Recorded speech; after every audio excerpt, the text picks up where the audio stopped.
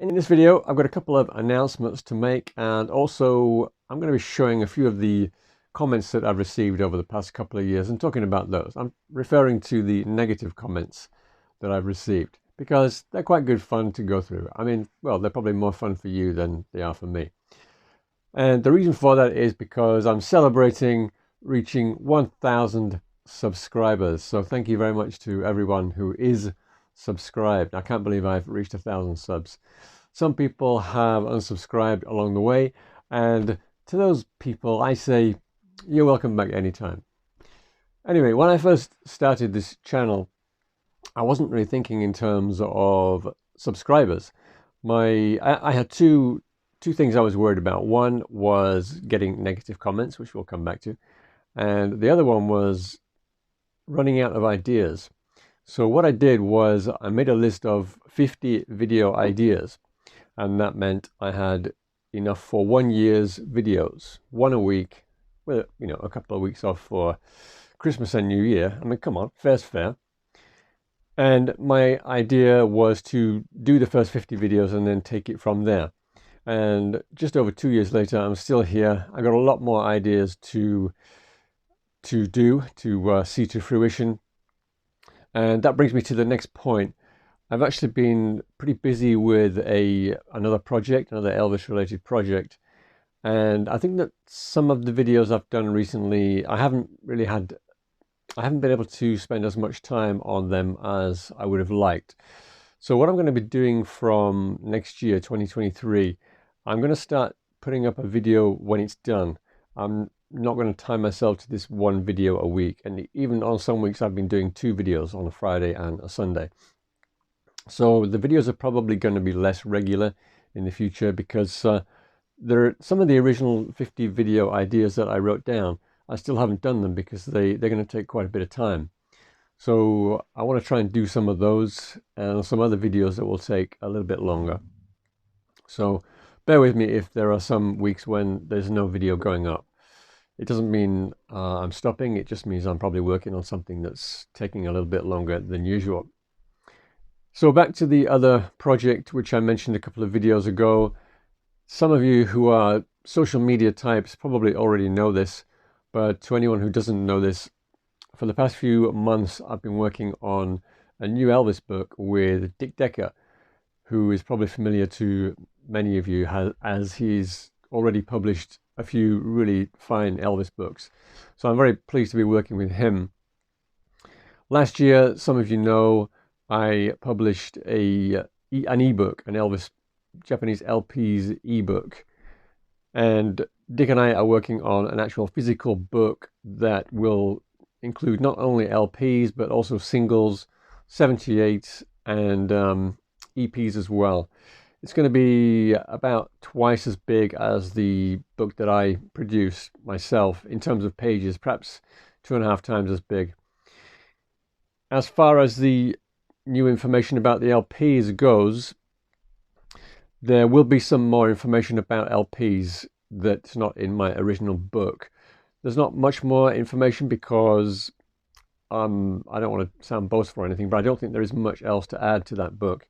I found about a couple of dozen variants that I didn't know about, and the most important one was probably, that was going so well, wasn't it? And the most important one was this one here, which you actually saw me discover on camera, this version of the Panel Deluxe with the second obi. But I don't think there are too many more things like that out there with, undiscovered, completely new obi designs. So if you're interested in the LPs, then you'll get a lot more photographs in the book that Dick and I are working on. There are a lot of photos in the book that I did, but there's going to be a lot more in the book that I'm doing with Dick. And there's also a lot of information on singles. I've been spending the last 12 months or so working on collecting information on the variants of singles and EPs. And there was a lot more out there than I suspected. So that's going to be pretty interesting. And another thing that I've been working on recently is the dead wax areas of the singles and LPs. And I've discovered quite a lot of really good stuff in the dead wax that can help you identify when a record was pressed. Even things like the orange label LPs that were released around the turn of the decade, late 60s, early 70s. So all that information will be in the book. Dick and I will be releasing more information about that as it becomes available. Okay, let's have a look at a few negative comments that I received over the past couple of years. I just want to say, first of all, that I'm really grateful for all the positive comments that I've received, and I'm especially grateful to the people who comment regularly. Some people have been very loyal to the channel, and even people, I'm sure there are people out there who have watched a lot of videos and who've never commented, and I really appreciate that too. There's no pressure to comment whatsoever. As you probably know, I take the time to reply to each comment, almost all comments anyway, as you'll see. But you know, the channel is very, very small, and so I do have the time. I'm not knocking people who don't respond to every message.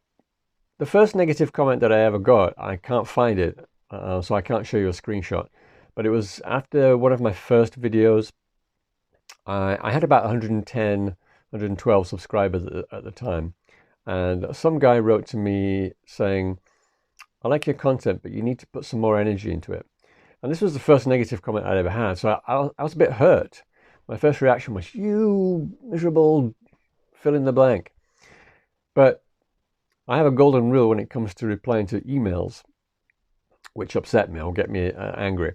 And that is, never reply straight away, because you're going to get emotional and you're going to hit that send button and then you're going to regret it possibly a few minutes later.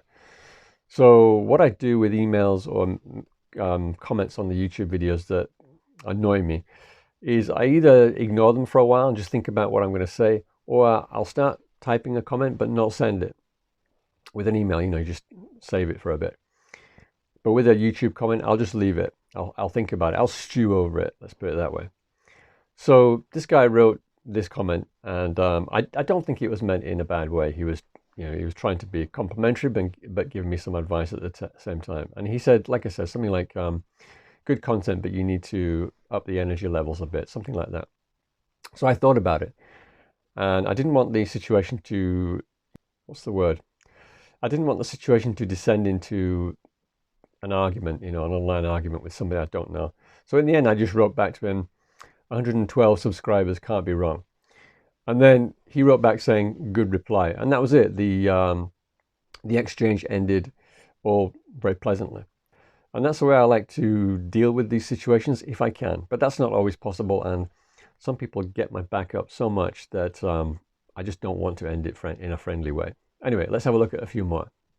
All right, this first one here was from a video I did about Rolling Stone's list of the top 500 albums. And I was talking about how there could have been some other Elvis albums in there. And this person here, Owen Scarth Jones, wrote to me. This is a long time after I published the video, by the way. "For me, Elvis doesn't belong anywhere near a list like this. He wasn't an album artist and didn't write his own songs." So I replied, "Whoops, I must have missed the must write own songs and be an album's artist criteria." So sometimes a bit of sarcasm works wonders. The next comment was posted after I did a video showing some Elvis records I'd found in Tokyo, going back a few months. Master Blaster, who wrote, "When I see this!" exclamation mark, "I think of how bad Parker was." And I wasn't quite sure what he was talking about. Was he referring to the compilations? So I asked, why? Because of all the compilations? Perfectly innocent question. And he seemed to take offense at this somehow and replied with, "Wow, you're smart." Your, Y-O-U-R. I felt like replying, "My smart what?" But in the end, I just wrote, "My grammar's good too." He didn't want to leave it there. He then wrote back with, "That's awesome. I am proud of you." He very nearly wrote 2 perfect English sentences there. So I then replied with, "You get to communicate with the loveliest people on YouTube." I don't really want situations like this to get out of control, but at the same time, I'm not going to let guys like this get away with their sarcasm. In the end, he wrote another comment saying, well, I wrote, you get to communicate with the loveliest people on YouTube, and he then replied with, "Power to the people." So I thought, okay, he's backing down now, so let's end this. So I just replied, right on, you know, like the John Lennon song, power to the people, right on. Here's another one I got from the same video by Joy Rains. It says, posted 1 day ago, 444 views. What sort of a miserable person is this, you know, trying to make me feel bad because my video didn't get many views. Actually, 444 views in 1 day is not bad for one of my videos. It's only a small channel, for goodness sake. You just got to wonder about the mentality of some people. I didn't bother to reply to this one, by the way. Okay, the next comment is about my appearance in one of my videos. It's quite an old video, and the comment was posted a long time after I made the video. So I was a little bit puzzled when somebody called Kevin Buttyfant, yeah, that sounds like a real name, asked me, are you Gary Glitter? So I went back to the video and had a look. And when I saw the video, when I saw how I looked in that video, I had to start laughing because I think he's right. I do look a bit like Gary Glitter in that video, or I did at that point. So I'll put a picture up of Gary Glitter on the screen so you can see what I'm talking about. But anyway, I found that sufficiently funny to give him a heart and an emoji, even though I was a little bit pissed off at first. If you know who Gary Glitter is, you'll understand why. Occasionally you get comments like this one here from Morgan Gustafsson. And I just done an unboxing video. It's very straightforward. You open up a box, show what's in there, talk about it. But Morgan Gustafsson wrote, what? I just simply don't know how to respond to comments like that. What? Okay, the next one is probably the worst comment I've received over the 2 years that... Okay, the next one, the last one, in fact, is the worst comment that I've received. I think it's the worst comment I've received in 2 years doing this channel, because it comes from one of those audio files. I nearly swore then, you know, but they really get my back up, some of these people. And he saw a video I did where I was comparing songs from the Viva Las Vegas EP.